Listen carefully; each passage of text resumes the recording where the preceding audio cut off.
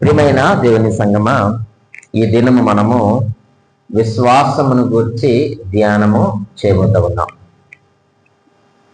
విశ్వాసమును గురించి మనము ధ్యానం చేస్తూ ఉన్నప్పుడు ఈ విశ్వాసం అనేటువంటిది ఇది ఎప్పుడు కూడా వ్యక్తిగతమైనది అని దేవుని వాక్యం చాలా స్పష్టంగా తెలియచేస్తూ ఉన్నారు. ఈ యొక్క విశ్వాసము వ్యక్తిగతమైనది. అందుకే మన ప్రభు అయిన యేసుక్రీస్తు వారు మాట్లాడుతూ ఉన్నప్పుడు, ఎవరినైనా స్వస్థపరిచినప్పుడు, ఎవరితోనైనా మాట్లాడేటప్పుడు వారి యొక్క వ్యక్తిగత విశ్వాసాన్ని గూర్చి అడిగేవాడు. చూడండి, ఉదాహరణకు మనం చూసినట్లయితే మత్తయి సువార్త 9వ అధ్యాయము 2వ వచనములో ఇలాగూ రాయబడి ఉంది. మత్తయి సువార్త 2వ అధ్యాయము 9వ అధ్యాయము 2వ వచనములో ఇలాగూ రాయబడి ఉంది. ఇదిగో జనులు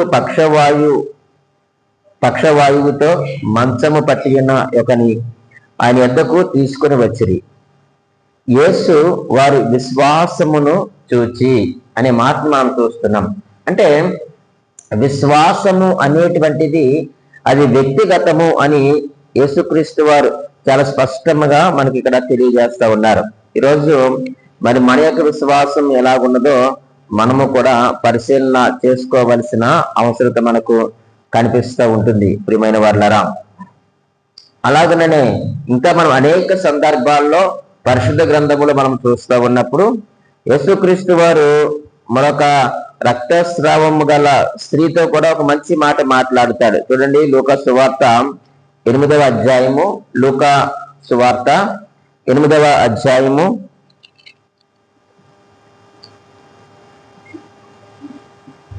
48వ వచనం.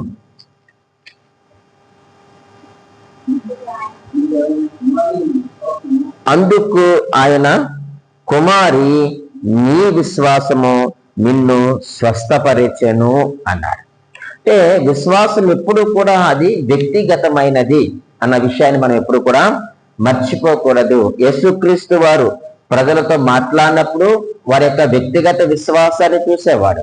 అలాగే వారు స్వస్థత కొరకు దేవుని దగ్గరికి వచ్చినప్పుడు కూడా ఆయన ఏం చూసారయ్యా అనంటే వారి యొక్క విశ్వాసమును చూసినట్లుగా మనము నేర్చుకున్నాం. అలాగే మరి ప్రియమైన వారులారా, విశ్వాసం యొక్క అవసరత ఏంటి అని మనం ఆలోచన చేయవలసిన అవసరత ఉంది. విశ్వాసం యొక్క అవసరత ఏమిటి అని మనం ఆలోచన చేస్తూ ఉన్నప్పుడు ఆ విశ్వాసము రక్షణలోనికి నడిపిస్తుంది. చూద్దామండి ఆ మాట కూడా మనము. ప్రియమైన వాళ్ళరా, హెబ్రీయులకు రాసిన పత్రిక 11వ అధ్యాయము 6వ వచనంలో ఈ మాటను మనము చూద్దాం. హెబ్రీయులకు రాసిన పత్రిక 11వ అధ్యాయము 6వ వచనాన్ని చదువుదాం. విశ్వాసము లేకుండా దేవునికి ఇష్టలైందుట అసాధ్యము. దేవుని యొద్దకు వచ్చివాడు ఆయన ఉన్నాడనియు, తన్ను వెతుకు వారికి ఫలము దయచేయువాడనియు నమ్మవలెను కదా. చూడండి ప్రియమైన దేవుని సంగమా, విశ్వాసము యొక్క అవసరత ఏమిటి అంటే నీ యొక్క రక్షణలో విశ్వాసం ఉంది. చాలా చక్కని మాటను తెలియజేస్తూ ఉన్నాడు. అంత మాత్రమే కాదు, మనము ఆలోచన చేస్తూ ఉన్నప్పుడు భక్తుడు మంచి మాట రాసింది కదా, దేవుని యొద్దకు వచ్చేవాడు ఎలా రావాలి? ఆయన ఉన్నాడనియు, తన్ను వెతుకు వారికి ఫలము దయచేయవాడనియు నమ్మవలెను కదా అంటున్నాడు. ఈ విశ్వాసం యొక్క అవసరతను గురించి మనము ఆలోచన చేస్తూ ఉన్నప్పుడు ప్రియమైన దేవుని సంగమా, నీవు దేవుని యొద్దకు వచ్చినప్పుడు ఎలా వస్తా ఉన్నాం? దేవుని మందిరానికి వస్తా ఉన్నప్పుడు ఎలా వస్తున్నాం? దేవుని యొక్క వాక్యం దగ్గరికి వస్తా ఉన్నప్పుడు ఎలా వస్తున్నాం? ప్రార్థనను సమీపిస్తాం లేక ప్రార్థన చేయడానికి వచ్చినప్పుడు మనం ఎలా వస్తున్నాం అని అంటే విశ్వాసముతో మనము దేవుని దగ్గరికి రావాలి. అలా వచ్చినప్పుడు దేవుడు ఖచ్చితంగా కార్యములను జరిగిస్తాడు. దేవుడు మొదట ఎప్పుడు కూడా వ్యక్తిగతంగా నీ విశ్వాసమును పరిశీలన చేస్తారని మనము మొదటే ఆ యొక్క లూకా సువార్తలోను మత్తయి సువార్తలోను మనం చదువుకున్నాం.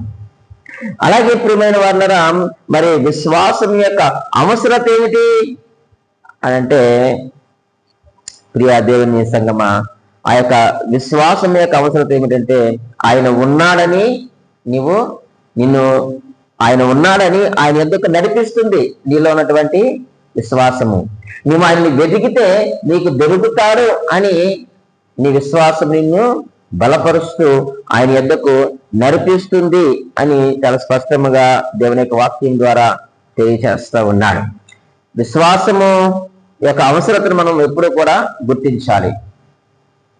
అలాగే మనం ఆలోచన చేస్తే ప్రియమైన వాళ్ళరా, విశ్వాసం యొక్క స్వభావం ఏమిటో కూడా మనకు తెలియాలి.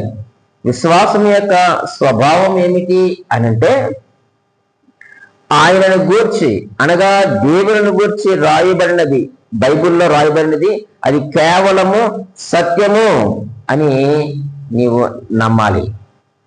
ఆ విధముగా నడిపిస్తుంది ఆ మంచి మాట. ప్రియమైన దేవుని సంగమా, చూడండి ఆ మాట మనం చూస్తే తిమోతికి రాసిన మొదటి పత్రిక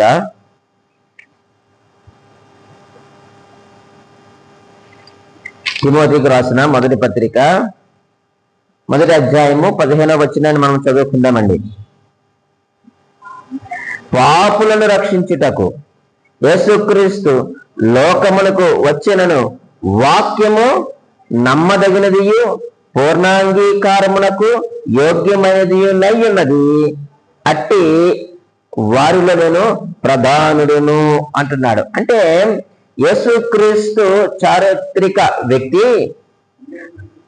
మొదటి అధ్యాయము 15వ వచనం. ఆయనను గూర్చి బైబిల్లో రాయబడినది కేవలము సత్యము.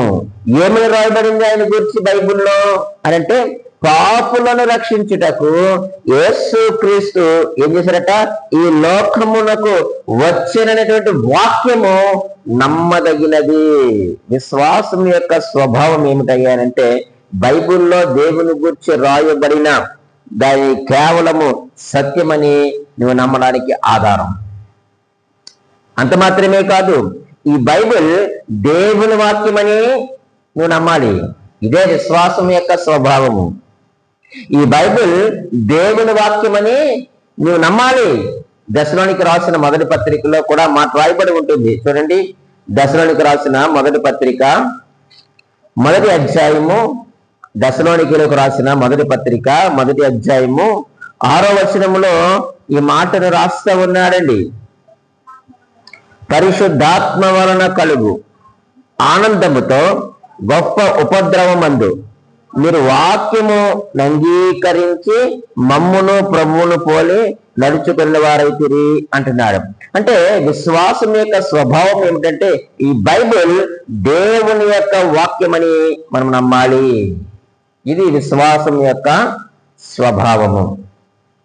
మనం ఇంకా లోతుగా ఆలోచన చేస్తే ప్రియమైన వాళ్ళరా, విశ్వాసమునకు మూలము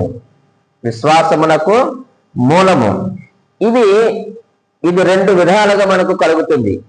ఈ విశ్వాసమునకు మూలము ఇది రెండు విధములుగా మనకు కలుగుతుంది. ఏమిటా రెండు విధానాలు అంటే, మొదటిది మనం ఆలోచన చేస్తే, ఇది దేవుని వలన కలుగునది. విశ్వాసము ఎవరి వల్ల కలుగుతుందట? దేవుని వలన, అనగా త్రియేక దేవుని వలన కలుగు కార్యము ఇదని పరిశుద్ధ గ్రంథం చాలా స్పష్టంగా తెలియజేస్తూ ఉన్నాడు. చూద్దామా, ఇది దేవుని వల్ల కలుగునది కదా, ఎలాగ కలిగింది అని మనం ఆలోచన చేస్తూ ఉన్నప్పుడు, రోమిలికి రాసిన పత్రిక 12వ అధ్యాయము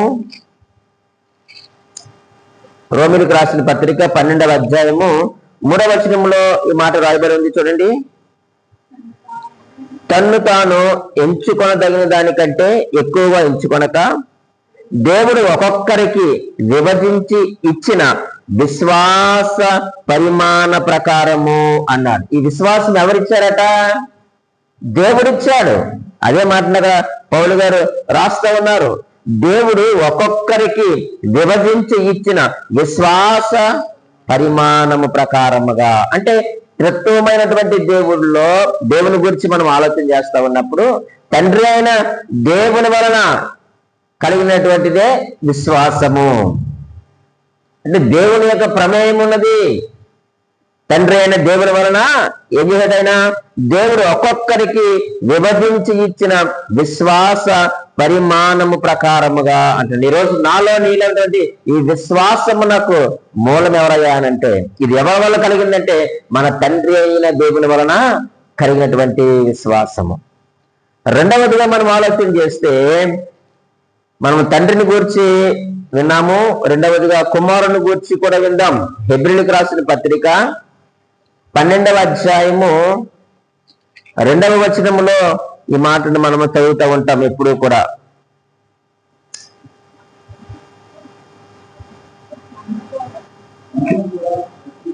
మనము కూడా ప్రతి భారమును సులువుగా చిక్కులు పెట్టు పాపమును విడిచిపెట్టి విశ్వాసమునకు కర్తయు దానిని కొనసాగించు వారినైనా యేసు వైపు చూచుచు అన్నాడు. విశ్వాసమునకు కర్త ఎవరండి? యేసు వైపు చూచుతారని కదా మన ప్రభు అయిన యేసు క్రీస్తు వారు. చూడండి, ఆ యొక్క విశ్వాస పరిమాణము తండ్రి వలన, అలాగే ఆ యొక్క విశ్వాసమునకు కర్త ఎవరట? ప్రభువైన యేసుక్రీస్తు వారు. అంటే విశ్వాసమునకు మూలము మొదట దేవుడే అన్న సత్యాన్ని మీరు నేను కూడా గ్రహించవలసిన వారిగా ఉన్నాం. మూడవదిగా మరి పరిశుద్ధాత్మ దేవుడు కూడా ఉన్నాడు కదా త్రిత్వంలో. కొరింథీయులకు రాసిన మొదటి పత్రిక 12వ అధ్యాయము 9వ వచనాన్ని మనం చదువుదామండి. 12వ అధ్యాయము 9వ వచనం. మరి ఒకనికి ఆ ఆత్మ వలననే విశ్వాసమును అన్నాడు. పరిశుద్ధాత్మ దేవుడు ఆ ఆత్మ వలననే అంటే పరిశుద్ధాత్మ దేవుని వలననే విశ్వాసమును అన్నాడు. అంటే మనలో ఉన్న విశ్వాసమునకు మూలము తండ్రి అయిన దేవుడు, కుమారుడైన దేవుడు, పరిశుద్ధాత్మ దేవుడు. త్రిత్వమై ఉన్నటువంటి దేవుని వలనే మనకు విశ్వాసము కలిగింది. ఇది ఒకవైపు అయితే రెండవ వైపు మనం ఆలోచన చేయాలి. విశ్వాసమునకు మూలము ఇది రెండు విధాలుగా కలుగుతుందని మనము మొదటే ఆలోచన చేస్తాం. రెండవ విధానం ఏమిటయ్యా అనంటే ఇది మానవుని వలన కలుగునది. మొదటిది దేవుని వలన మనలో విశ్వాసం కలుగుతుంది. రెండవదిగా మన వలన లేక నా వలన నాలో విశ్వాసము కలుగుతుంది. మనకు తెలిసినటువంటి వాక్య భాగాలే.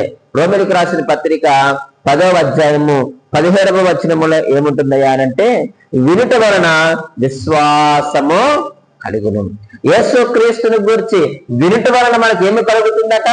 విశ్వాసము కలుగుతుంది.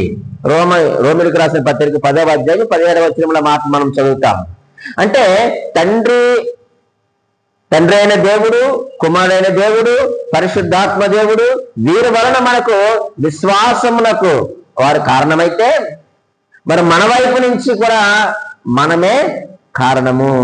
వినుట వలన ఏం వినాలి? దేవుని గుర్తులకు యేసు క్రీస్తుని గురించి వినుట వలన విశ్వాసము కలుగును అన్నాడు. ఈరోజు మనలో విశ్వాసము కలగాలి అంటే యేసు క్రీస్తుని గురించి మనము వినవలసిన వారుగా ఉన్నామని దేవుని వాక్యం చాలా స్పష్టంగా తెలియచేస్తూ ఉన్నారు. అంత మాత్రమే కాదండి, అపోస్తుల కార్యములు 4వ అధ్యాయము 4వ వచనములో కూడా ఒక మంచి మాటను తెలియజేస్తారు. అపోస్తుల కార్యములు 4వ అధ్యాయము 4వ వచనములు అంటాడు కదా. చూడండి, 4వ అధ్యాయం 4వ వచనములు అంటాడు, యెరూషలేములో వాక్యము వినిన వారిలో అనేకులు నమ్మిరి అనేది మాటను మనం చూస్తాం కదండి. యెరూషలేములో అపోస్తుల కార్యములు 4వ అధ్యాయం 4వ వచనములు ఆ మాట మనం చూస్తా ఉన్నాం. యెరూషలేములో దేవుని యొక్క వాక్యముని వినిన వారిలో అనేకులు నమ్మిరి. వినుట వలన విశ్వాసము కలుగుతుంది అన్నాడు. ఇది మన వైపు నుంచి వచ్చేటువంటిది, దేవుని వైపు నుంచి వచ్చింది. మన వైపు నుంచి కూడా మనలో విశ్వాసం రావాలంటే దేవుని యొక్క వాక్యమును ఏం చేయాలట? వినాలి. దేవుని యొక్క వాక్యమును విని వాక్యమును గ్రహించినప్పుడు మనము ఆయన యందు మన హృదయములో ఏం చేస్తామయ్యారంటే విశ్వాసమును ఉంచుతాము. కాబట్టి ప్రియమైన దేవుని సంగమా, మన యొక్క క్రైస్తవ జీవితంలో విశ్వాసము అనేటువంటిది అది చాలా ప్రాముఖ్యమైనది అన్న సత్యాన్ని సంగతిని మనము గ్రహించవలసిన వారిగా మనమున్నాం. అయితే ఎవరి యందు మన విశ్వాసం ఉంచాలి? ఎవరి యందు మన విశ్వాసం ఉంచాలి అని అంటే ప్రభువైన యేసుక్రీస్తునందు మనము విశ్వాసం ఉంచాలి అని అపోస్తలుల కార్యములు 16వ అధ్యాయము 31వ వచనములో మనం చూస్తాం. నీవు ఎవరిని పడితే వారిని విశ్వసించడానికి వీలు లేదు, దేనిని పడితే దాన్ని విశ్వసించడానికి వీలు లేదు. నీవు ఎవరిని విశ్వసించాలి అని అంటే ప్రభువైన యేసుక్రీస్తునందు మాత్రమే మీరు ఏమించాలి? విశ్వాసం ఉంచాలి. ఎందుకు ఆయన విశ్వాసం ఉంచాలంటే ఆయన పాపులను రక్షించడానికి వచ్చినటువంటి దేవుడు. అది మనం దేవుని వాక్యాన్ని మనం చదివినాం తిమోతి పత్రికలో. ఆయన మనం రక్షించడానికి వచ్చినటువంటి దేవుడు, మనల్ని విమోచించడానికి వచ్చినటువంటి దేవుడు, మన కొరకు ప్రాణము పెట్టడానికి వచ్చినటువంటి దేవుడు ఆయన. కాబట్టి ఈరోజు మనము ప్రభువైన యేసుక్రీస్తునందు మాత్రమే మనము విశ్వాసము ఉంచవలసిన వారిగా మనమున్నాం. అలాగే రెండవదిగా మనం ఆలోచన చేస్తే దేవుని వాక్యమందు కూడా మనము విశ్వాసం ఉంచాలటండి. దేవుని వాక్యమందు కూడా మనం ఏముంచాలి? విశ్వాసం ఉంచాలని దేవుని యొక్క వాక్యమే మనకు చాలా స్పష్టంగా తెలియజేస్తూ ఉన్నాడు. చూడండి ప్రియమైన దేవుని సంగమా, యోహాను సువార్త చూడండి. యోహాను సువార్త 5వ అధ్యాయము, యోహాను సువార్త 5వ అధ్యాయము 46వ వచనాన్ని మనము చదువుకుందామండి. 5వ అధ్యాయము 46వ వచనం.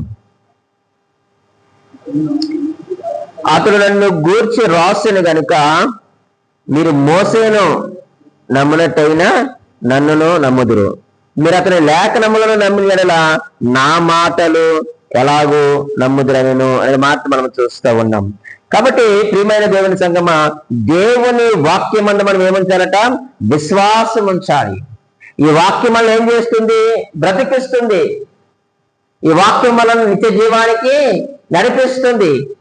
ఈ వాక్యము మనకు వెలుగుగా ఉంది. ఈ వాక్యము మనకు భద్రతను ఇస్తుంది. ఈ వాక్యము మనకు ఆయురారోగ్యములను సుఖ జీవంతో గడుపు సంవత్సరములను మనకు అనుగ్రహించేది ఏమిటంటే దేవుని యొక్క వాక్యమే. కాబట్టి ప్రియమైన దేవుని సంగమా, మనము దేవుని వాక్యమందు మనము విశ్వాసం ఉంచవలసిన వారిగా మనం ఉన్నాం. ప్రభువైన యేసుక్రీస్తునందు విశ్వాసం ఉంచాలి. రెండవదిగా దేవుని వాక్యమందు కూడా మనం ఏముంచాలి చెప్పండి? విశ్వాసం ఉంచవలసిన వారిగా ఉన్నాం. అయితే మీరు అడగచ్చు, మరి విశ్వాసం ఉంచడం వలన ఫలితం ఏమిటండి పాస్టర్ గారు అని మీరు అడగచ్చు. మేము విశ్వాసం ఉంచితే మాకు ఫలితం ఏమిటి, మాకు జరిగేదేమిటి అని మనం ఆలోచన చేస్తే చాలా జరుగుతాయి.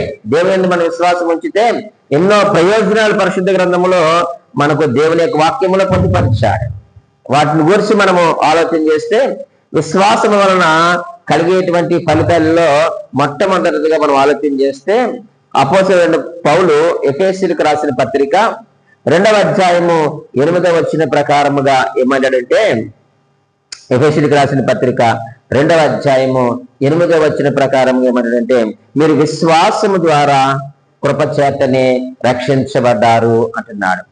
విశ్వాసము వలన ఫలితాల్లో మొట్టమొదటిది ఏంటయ్యానంటే మీరు విశ్వాసము ద్వారా కృపచేతనే మీరు రక్షించబడ్డారు.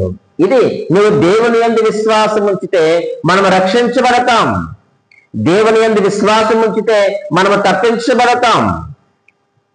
దేవుని యందు విశ్వాసం ఉంచితే మనకు దేవునితో సమాధానము కలుగుతుంది. దేవుని యందు మనము విశ్వాసం ఉంచితే మనము ప్రియమైన వారులారా దేవుని కుమారులుగా మనం పిలువబడతామని మనం పరిశుద్ధ గ్రంథములో చూడగలుగుతూ ఉంటున్నాం. ఇది మొదటిది. రెండవది యోహాను సువార్త 5వ అధ్యాయము 24వ వచనములో ఏమంటాడో తెలుసా ప్రియమైన వారులారా? యోహాను సువార్త 5వ అధ్యాయం 24వ వచనములో అంటాడు కదా, నా మాట విని నన్ను పంపిన వాని యందు విశ్వాసముంచువాడు నిత్య జీవము గలవాడు అన్నాడు. ఆయన మాట విని అంటే ఆయన యొక్క వాక్యముని విని ఆయనను ఎవరైతే మన దగ్గరికి వచ్చినారో ఆయన యందు మన విశ్వాసం ఉంచితే, ఎవరైనా మన దగ్గరికి వచ్చింది? ప్రభువైన యేసుక్రీస్తు వారు. ఆయన శరీరధారి లోకంలోనికి వచ్చాడు.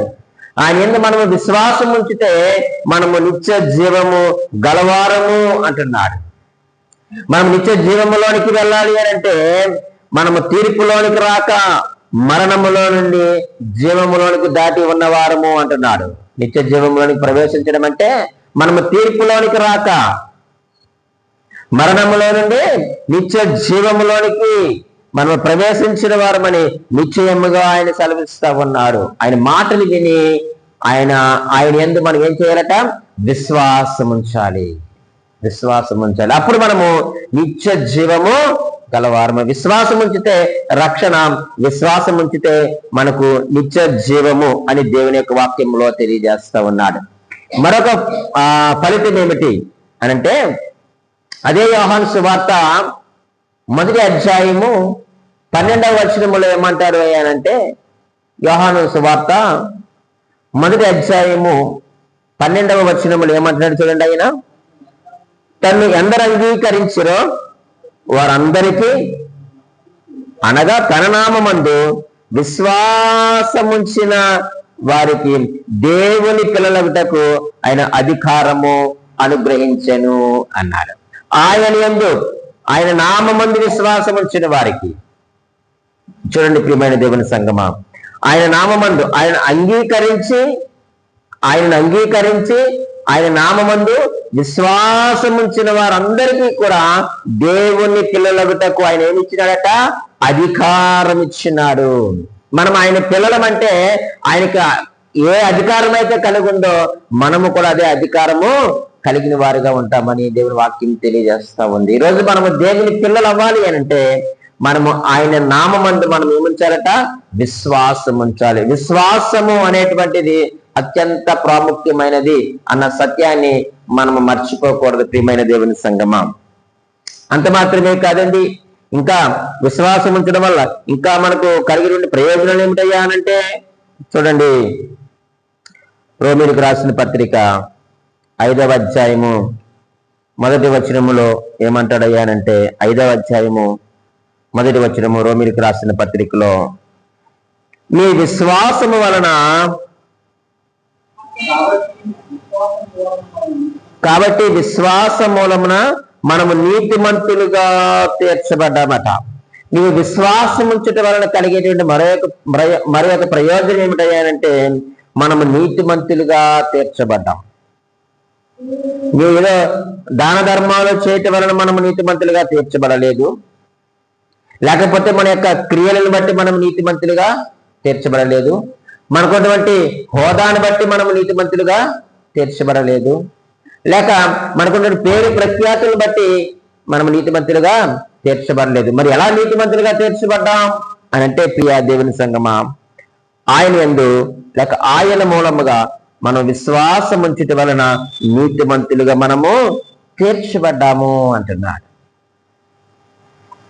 ఏమిటి విశ్వాసము ఆయన యందు అంటే, ఆయన నా కొరకు ఈ లోకానికి వచ్చాడు, నా కొరకు తన ప్రాణమును పెట్టాడు, ఆయన నా కొరకు తన రక్తాన్ని చిందించి ఆ రక్తము ద్వారా నాకు విమోచనము కలుగజేశాడు, నా పాపాలన్నీ తీసివేశాడు, ఇప్పుడు నన్ను నీతిమంతుడుగా ఆయన తీర్చాడు. ఇదే కదా విశ్వాసం అంటే. కాబట్టి ప్రియమైన దేవుని సంగమా, మనం నీతిమంతులుగా తీర్చబడ్డామనంటే అది నీ విశ్వాసమే అని దేవుని వాక్యము తెలియజేస్తా ఉన్నాడు. అందులోనే మరొక మాటను కూడా రాశాడు, నీతిమంతులుగా తీర్చబడి మన ప్రభువైన యేసుక్రీస్తు ద్వారా దేవునితో సమాధానము కలిగి ఉన్నాము. నీతిమంతులుగా తీర్చబడమే కాదు కానీ దేవునితో మనం ఏం చేయబడ్డామట? సమాధానపరచబడ్డాం. ఆ యొక్క శత్రుత్వం పోయింది, ఆ యొక్క వైరం పోయింది. ఎలా పోయింది? నువ్వు విశ్వాసం మూలముగా ఆ యొక్క శత్రుత్వము పోయింది. ఇప్పుడు మనం యేసుక్రీస్తు ద్వారా, ఆ మధ్యవర్తి ద్వారా, దేవునికి మానవులకు మధ్యవర్తి అయినటువంటి ఆ ప్రభువైన యేసుక్రీస్తు వారి ద్వారా, ఆయన విశ్వాసం ఉంచడం ద్వారా మనం ఇప్పుడు తిరిగి తండ్రితో ఏం చేయబడ్డామయ్యానంటే సమాధాన పరచబడ్డాం. నీతిమంతులుగా తీర్చబడ్డాం, అలాగే మనము సమాధానపరచబడ్డాం, అలాగే మనము దేవుని పిల్లలుగా అధికారం కలిగి ఉన్నాం, అలాగనే మనము ఆయన యందు విశ్వాసం ఉంచాము కాబట్టి నిత్య జీవము కలిగిన వారుగా ఉన్నాం. తీర్పులోనికి రాక మరణము నుండి జీవములోనికి దాటి వెళ్ళిపోయాం. విశ్వాసం ఉంచడం వలన మనము ఏం చేయబడ్డామయ్యారంటే రక్షించబడినట్లుగా దేవుని యొక్క వాక్యము తెలియజేస్తా ఉంది. మరొక ప్రయోజనాన్ని మనం చూద్దాం. చూడండి, పేతురు రాసిన మొదటి పత్రిక మొదటి అధ్యాయము 5వ వచనాన్ని మనం చదువుదాం. చూడండి.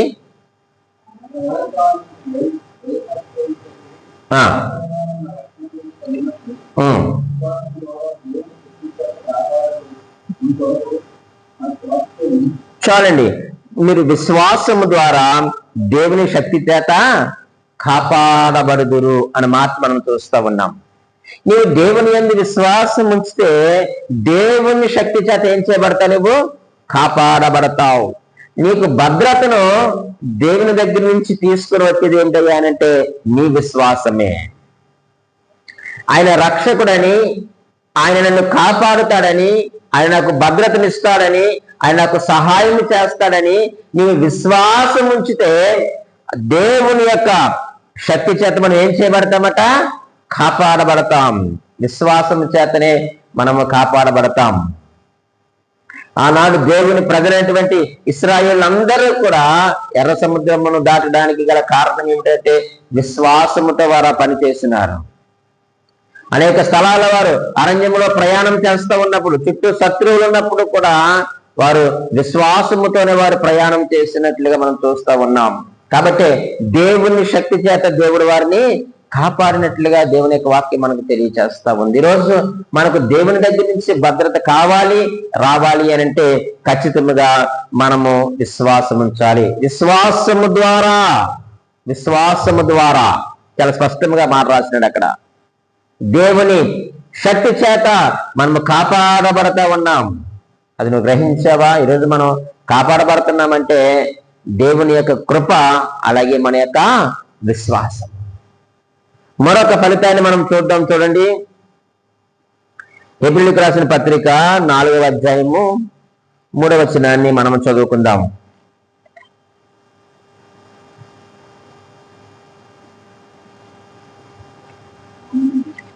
4వ అధ్యాయం 3వ వచనం.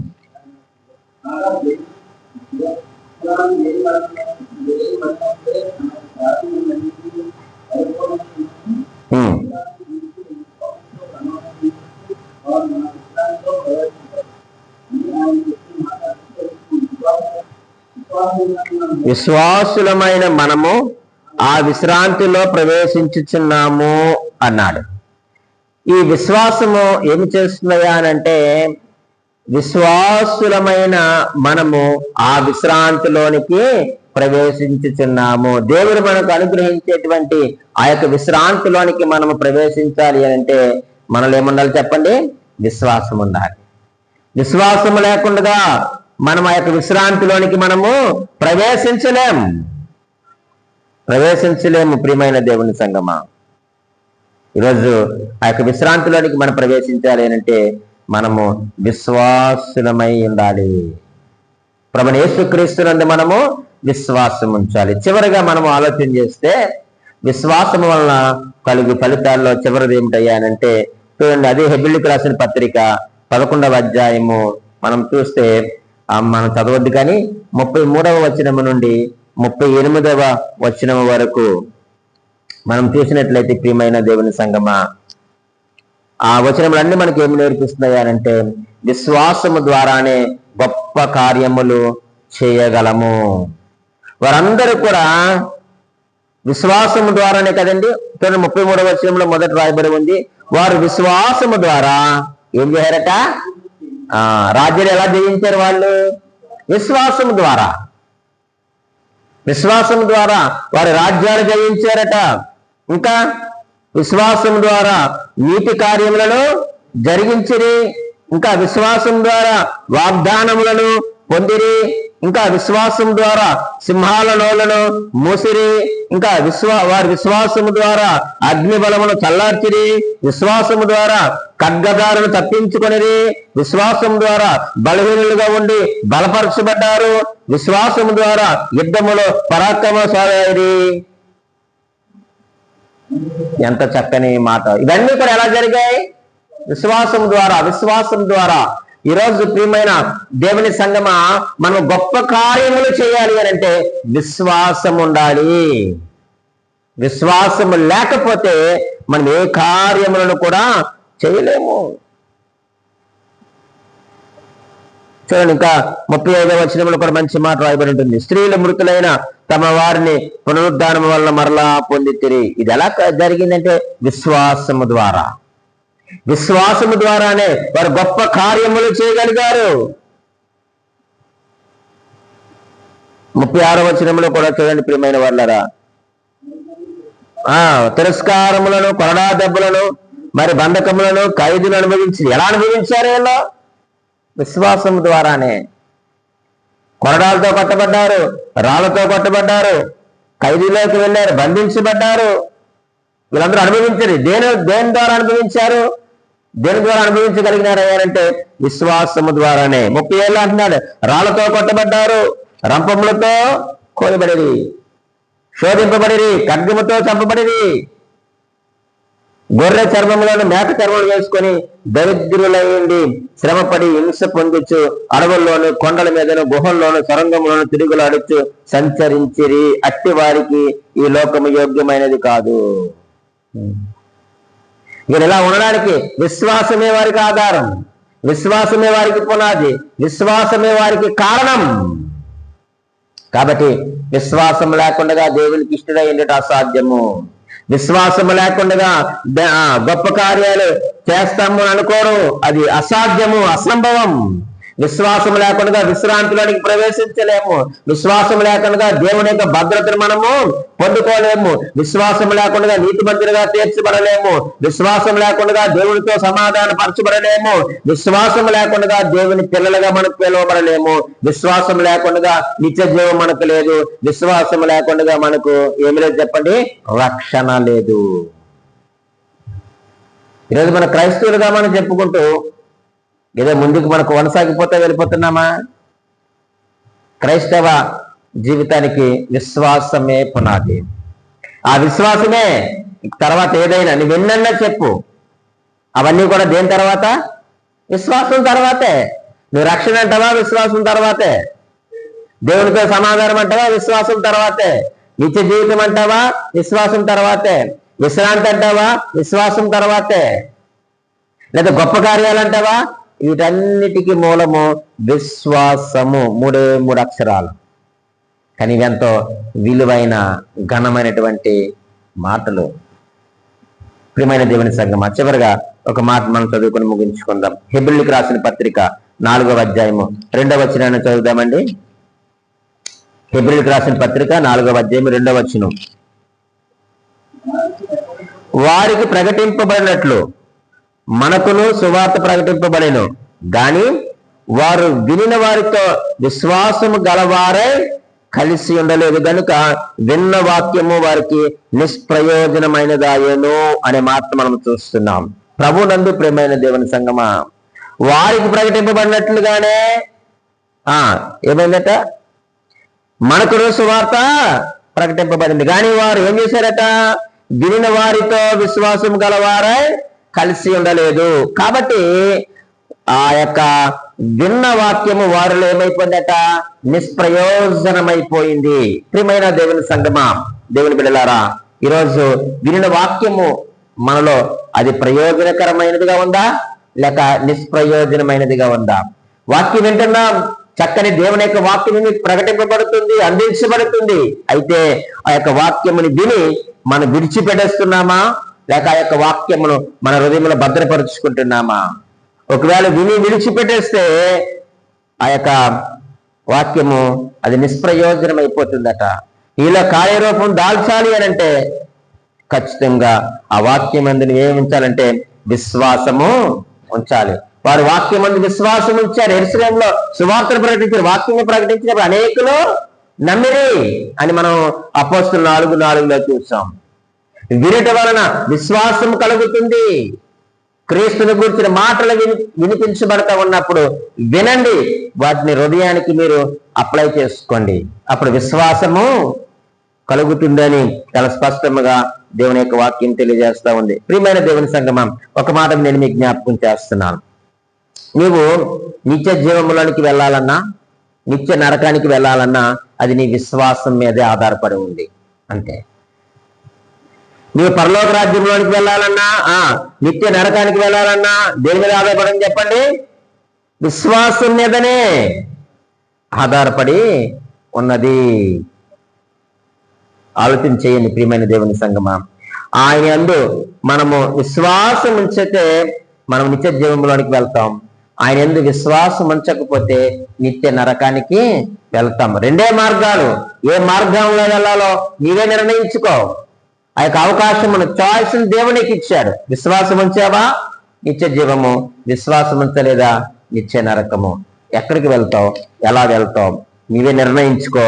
విశ్వాసము అనేటువంటిది అత్యంత ప్రాముఖ్యమైనది క్రైస్తవ జీవితంలో. దేవుడి మాటలు దీవించి ఆశీర్వదించును గాక.